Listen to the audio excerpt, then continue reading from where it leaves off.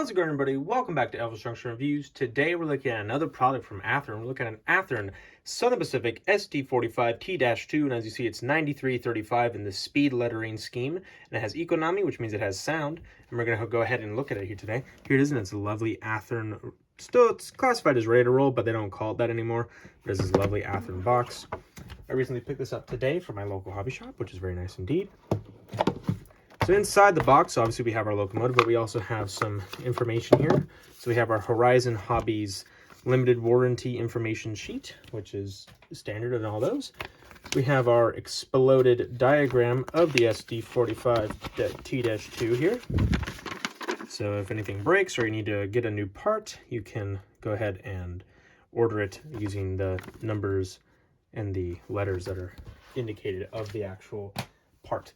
And finally, we have our sound guide with an economy, and so we'll be using this during the sound demo. Let's go ahead and get the locomotive out of the box here, so out of its clamshell. Slide the clamshell off. Get that piece of foam out. Open up the clamshell. There's a piece of clear plastic protecting the model from the actual plastic of the clamshell. Go ahead and get that sucker out of there. And get the clamshell out of the way. And then let's go ahead and get these pieces of foam out of here that protect the handrails from bending horribly out of shape.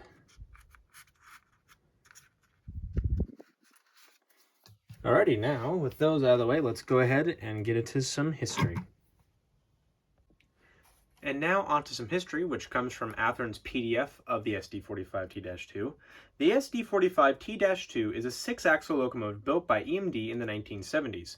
With a 20-cylinder 645 series prime mover producing 3,600 horsepower, these locomotives were nicknamed tunnel motors and proved popular with the Southern Pacific and Cotton Belt.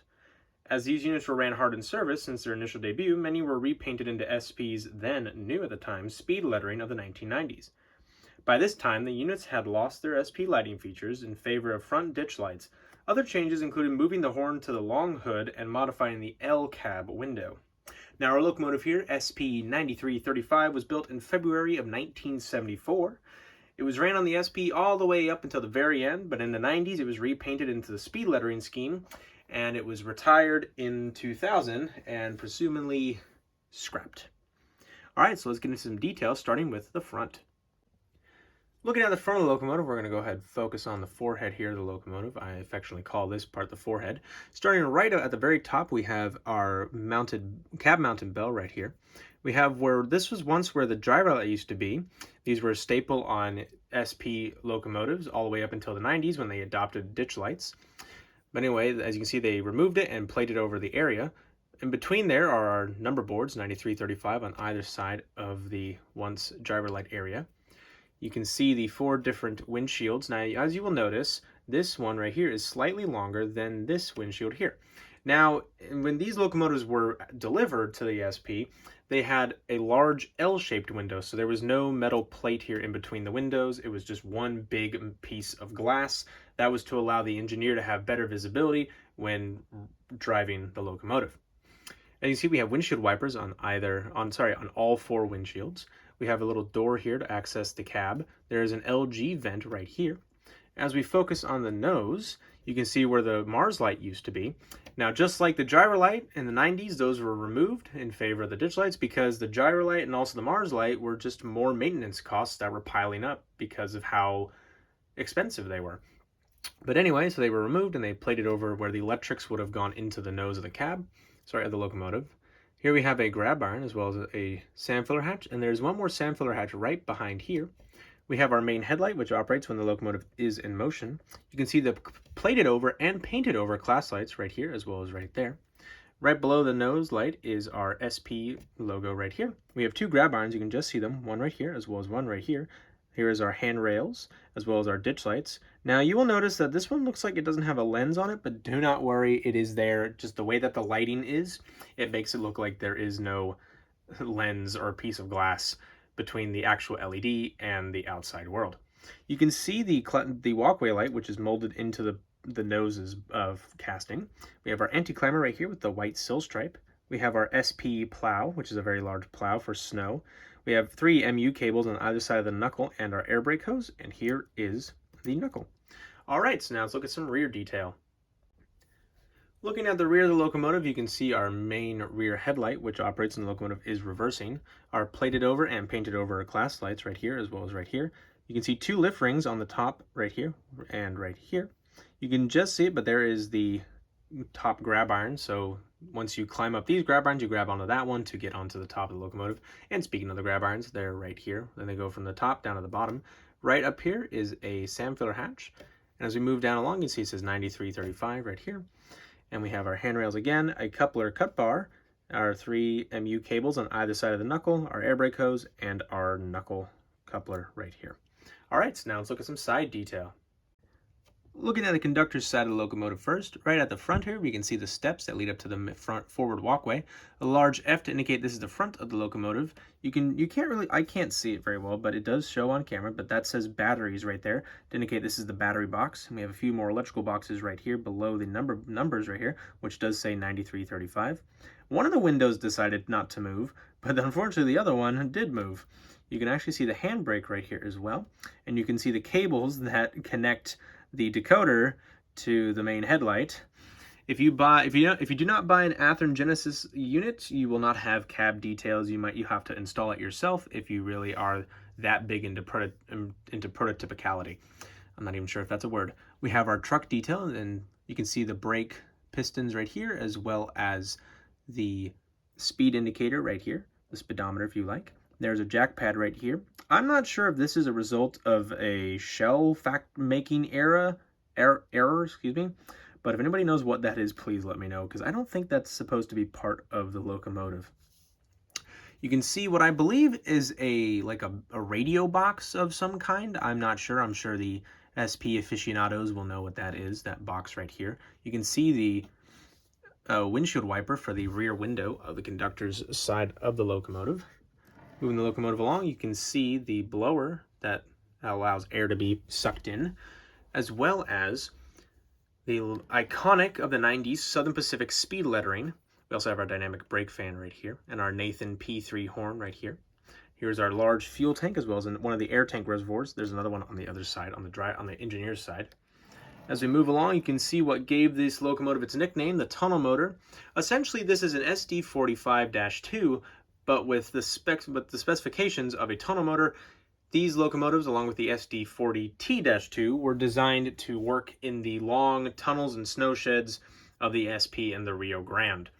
And the Cotton Belt also bought these, even though they really didn't have any tunnels on their system all that much. But the SP and the Rio Grande were constantly borrowing Cotton Belt units, so it just made sense that they bought them. All right, so now let's actually look at the engineer's side of the locomotive. And you can actually see a few more things. You can see that grab iron that I mentioned earlier right here, as well as another grab iron right here. There's some illegible writing right here, as well as including right here. You can see that other air tank reservoir that I mentioned earlier. There's a little window to look inside the locomotive, and there's also some illegible writing right here. Actually, I'm wrong. It says engine water right inside engine cooling water. Alrighty then. I'm not sure what that means, but there's also some more little illegible safety labels right here as well. Alrighty, so let's look at the roof. Looking at the roof of the locomotive now, you can see our cab mounted bell, as well as the cab mounted AC unit on the top of the cab.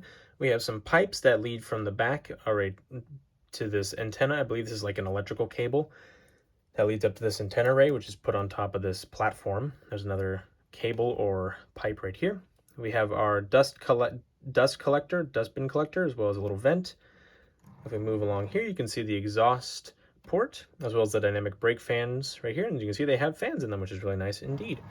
The dynamic brake vent, so to let heat escape, our Nathan P3 horn, and the tunnel motor radiator section, and the large grab iron that I mentioned earlier. And there's that SAM filler hatch. All right, so now let's get into the sound demo. Alrighty, so we have the locomotive here up on the test track, and we're going to go ahead and start the power here. Let's go ahead.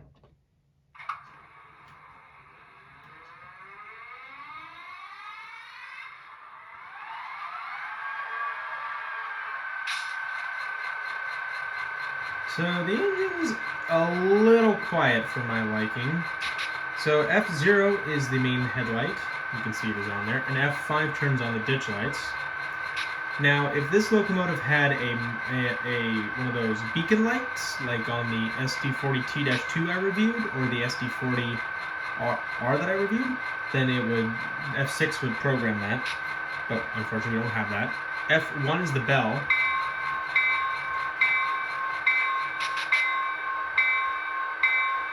And that is very loud in my ears. F2 is a longhorn, and this is probably going to be ear deafening as well.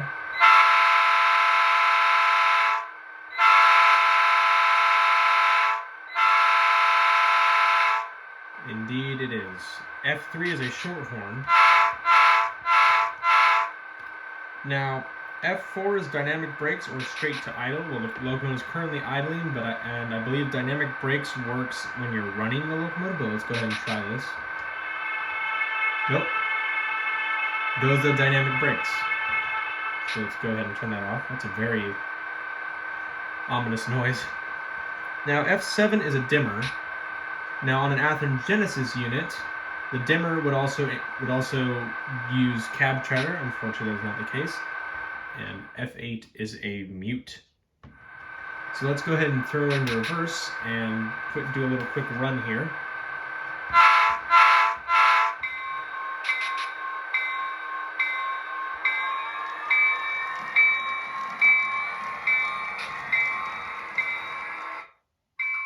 And it cut out.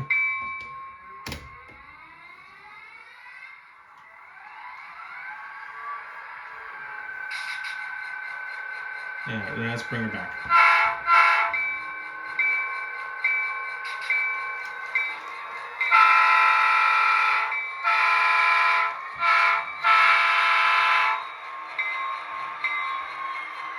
Alright, so let's turn off the ditch lights, turn off the main headlight.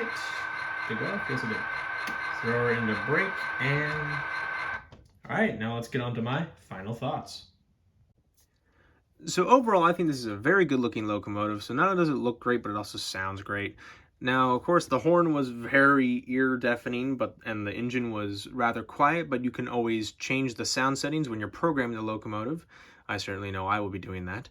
But anyway, I got mine at my local hobby shop, and I recommend you pick one up too, if you can find one. But anyway, thank you very much for watching. If you enjoyed this video, please hit that like button. Also subscribe if you have not, and hit that notification bell to see what I have to upload next. But thank you very much for watching, and I'll see you guys in the next video. Bye for now.